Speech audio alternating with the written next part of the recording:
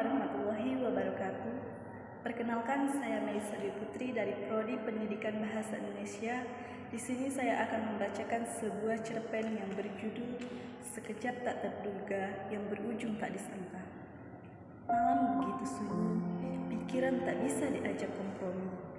Langkah kaki mondar-mandir, kesana kesini, aku bingung dan merasa hampa, bagaikan hidup sudah tak berdaya.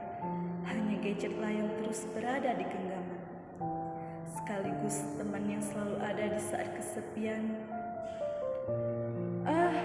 Kenapa aku begini? Ada apa dengan aku? Kok gabut sekali? Sebel. Bunyi kelasak lusuk dari gerakan badanku yang merasa ketidaknyamanan. Bingung mau melakukan sesuatu. Aku berdiam dengan perasaan yang kesepian sambil rebahan. Jari jemari terus mengutak-atik layar gadget, buka bermacam aplikasi yang membosankan. Beberapa menit kemudian, bunyi ting ting ting, ada notif dari WhatsApp.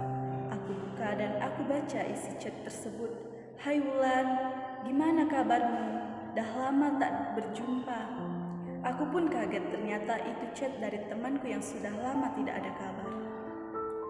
Namanya Rizky. Aku akrab dengannya selama 1 tahun dan setelah 3 bulan tanpa kabar. Hari ini baru ada lagi keberadaannya. Aku terharu sekali betapa senangnya bisa bertukar kabar dengannya sambil aku melompat-lompat di kasur dengan girang. Pada hari itu juga setelah akrab lagi dari chatting, rencananya besok aku ingin menemuinya sekalian ingin mengembalikan beberapa buku yang aku pinjam beberapa bulan yang lalu.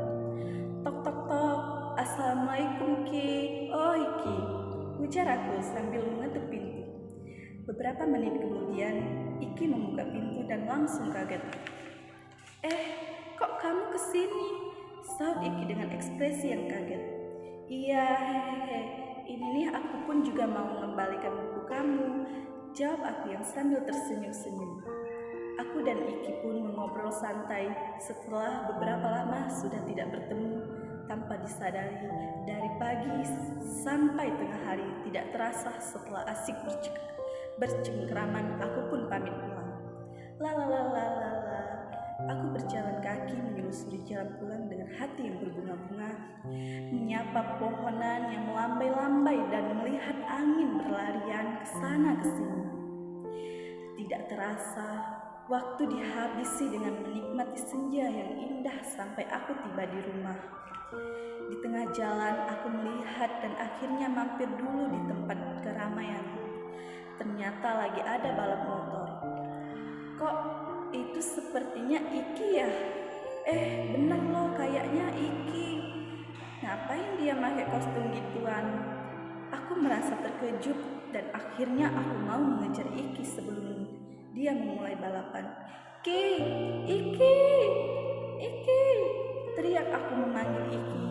Setelah menoleh ke aku, Iki pun langsung lari dan mau menghindariku dengan terburu-buru.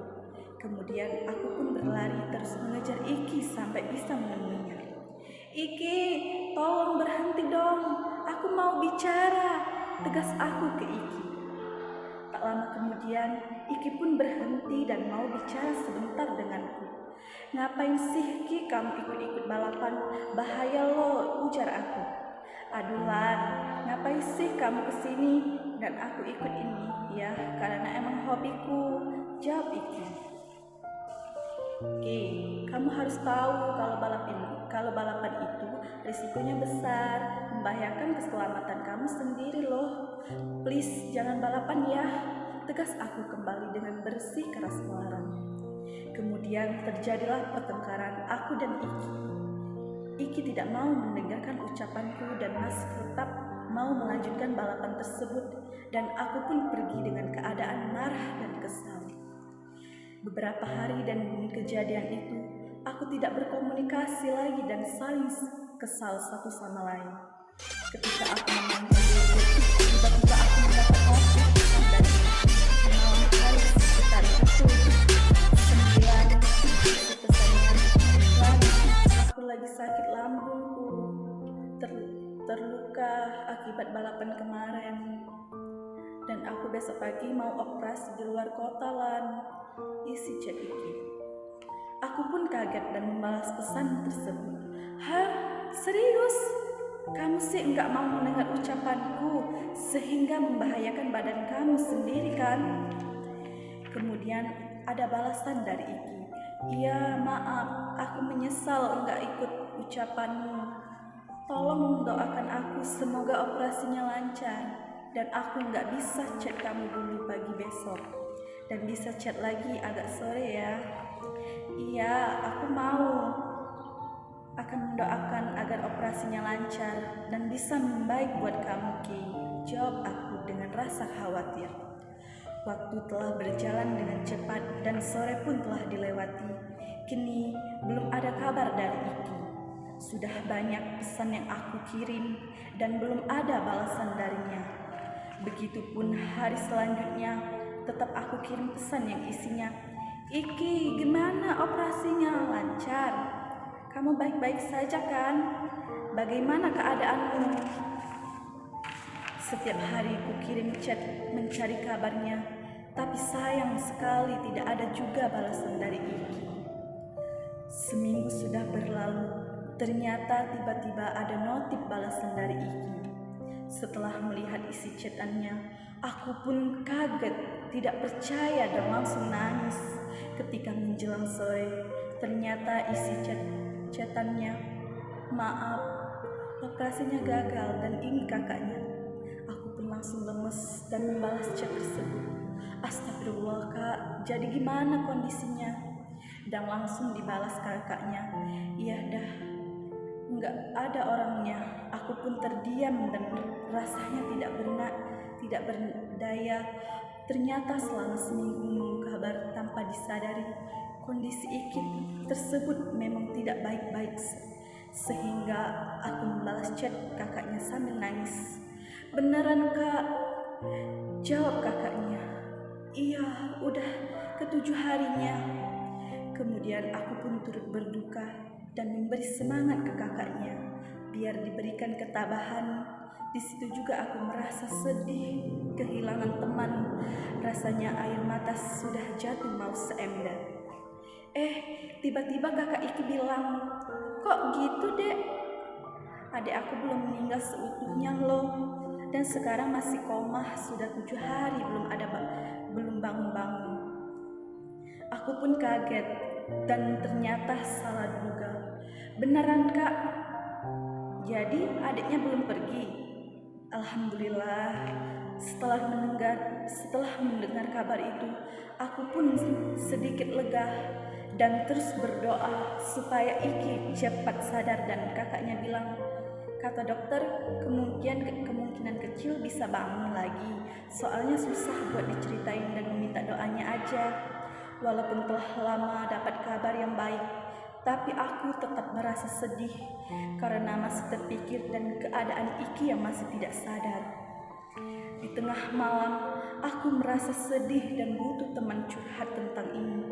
Akhirnya aku menemukan teman di sosmed dan aku curhat. Semuanya akan kuceritakan apa yang aku rasakan, biar aku bisa tidak merasakan kesedihan yang berlarut. Di tengah malam, aku juga curhat dan bilang, aku minta doanya semoga temanku bisa sadar lagi. Kecil kemungkinan sih. Kalau emang dia sadar, berarti dia adalah teman sejatiku. Ujarku pas pukul 10:50 WIB saat chattingan. Pagi ketika mentari terik, aku membuka gadget dan melihat pesan masuk. Ternyata kakak Iki mengirim pesan ketika tengah malam kemarin. Lan, kok sedih sih? Aku pun menjawab. Aku gak sedih kok kak. Gimana? Langsung ini aku, adeknya. Setelah baca pesan itu, aku pun tidak menyangka dan kaget. Hah? Beneran? Iya beneran. Kenapa kamu Lan? Maaf ya ditinggal lama, balas Iki. Alhamdulillah. Jadi kapan kamu sadarnya Iki? Tanya aku di chat dengan senang. Malam kemarin Lan, balas Iki. Aku pun masih tidak menyangka. Kebetulan sekali. Hah, beneran? Emang pukul berapa Ki sadarnya? 1 jam sebelum aku chat kamu pas itu aku sadar. Balas chat dari Iki. Astaga, kok kebetulan ya? Jawab aku yang heran. Kebetulan apa Lan? Tanya Iki yang penasaran. Ini Ki, setelah aku lihat balasan chat yang benar-benar kamu itu pukul 11:50 tepat. Pukul itu juga aku berdoa dan bilang ke temanku semoga kamu sadar. Ternyata doaku dikabulkan, enggak nyangka banget loh. Penjelasan aku. Ya ampun, jawab Iki yang juga tidak menyangka. Iya, mukjizat nih Ki, kamu masih ditakdirkan Ki. Aku sungguh heran, ternyata rencana Allah tidak bisa disangka. Terima kasih. Wassalamualaikum warahmatullahi wabarakatuh.